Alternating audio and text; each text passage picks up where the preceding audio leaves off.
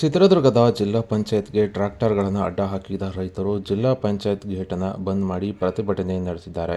ಇನ್ನು ಭದ್ರಾ ಮೇಲ್ದಂಡೆ ಯೋಜನೆಗೆ ಹಣ ಬಿಡುಗಡೆ ಮಾಡಿ ತ್ವರಿತ ಕಾಮಗಾರಿಗಾಗಿ ಆಗ್ರಹಿಸಿದ ಜಿಲ್ಲಾ ಪಂಚಾಯತ್ ಬಳಿ ರೈತರ ಪ್ರತಿಭಟನೆ 31ನೇ ದಿನಕ್ಕೆ ಕಾಲಿಟ್ಟಿದ್ದು, 31 ದಿನಗಳಿಂದ ನಿರಂತರ ಪ್ರತಿಭಟನೆ ನಡೆಸುತ್ತಿದ್ದರೂ ಕೂಡ ಸರ್ಕಾರ ಸ್ಪಂದಿಸುವಲ್ಲಿ ವಿಫಲವಾಗಿದೆ.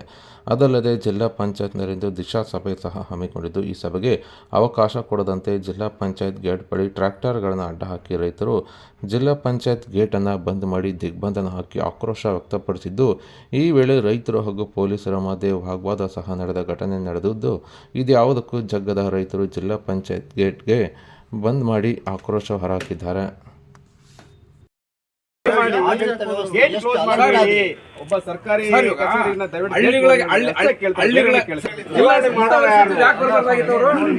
ಕೂತ್ಕೊಂಡ್ಬಿಟ್ರಿ ಅಂತ ಹೇಳಿದೀವಾ ಸರ್? ಕೂತ್ಕೊಳ್ಳೋದಲ್ಲ, ನಮ್ಮ ರೈಟ್ಸ್ ನಾವು ಮಾಡ್ತಾ ಇದೀವಿ. ಸರಿ, ಹಂಗನ್ಬಿಟ್ಟು ಗೌರ್ಮೆಂಟ್ ಆಫೀಸ್ ಕ್ಲೋಸ್ ಮಾಡೋದು ನಿಮ್ ರೈಟ್ಸ್?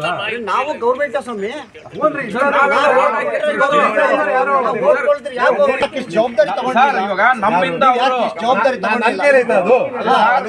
ಮಾಡೋ ಕೆಲಸ ಇದೆ. ನನ್ ಕೈಲಿ ಏನಿದೆ? ನಿಮ್ ಕೈ ಅವ್ರನ್ನ ಹೇಳಿ ನೋಡ್ರಿ, ವ್ಯವಸ್ಥೆ ಆಗುತ್ತೆ, ಇದೆಲ್ಲ ತೊಂದರೆ ಆಗ್ಬಾರ್ದು, ಬನ್ನಿ ಮಾತಾಡಿ ನಿಂತ ನಾವು ಮಾಡೋದು.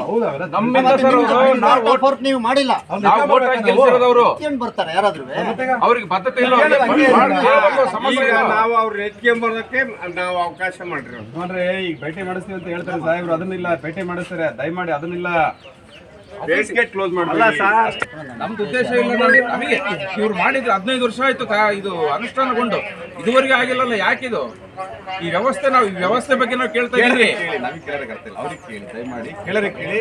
ನಾವು ಗೇಟ್ ಕ್ಲೋಸ್ ಮಾಡ್ಬಿಡಿ ಅಂತ ಅಷ್ಟೇ ನಮ್ಗೆ, ಬೇರೇನಿಲ್ಲ. ದಯಮಾಡಿ ಅರ್ಥ ಮಾಡಿ ಕೇಳಿ, ಬೇರೇನಿಲ್ಲ. ಜಿಲ್ಲಾ ಪಂಚಾಯತಿ ಟಾರ್ಗೆಟ್ ಅಲ್ಲ, ಜಿಲ್ಲಾ ಪಂಚಾಯತಿ ನಮ್ಮ ಟಾರ್ಗೆಟ್ ಅಲ್ಲ.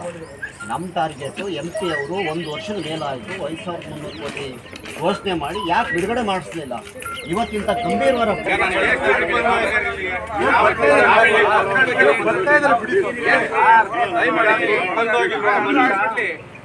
ಬಂದೋಗಿಲ್ವಾ?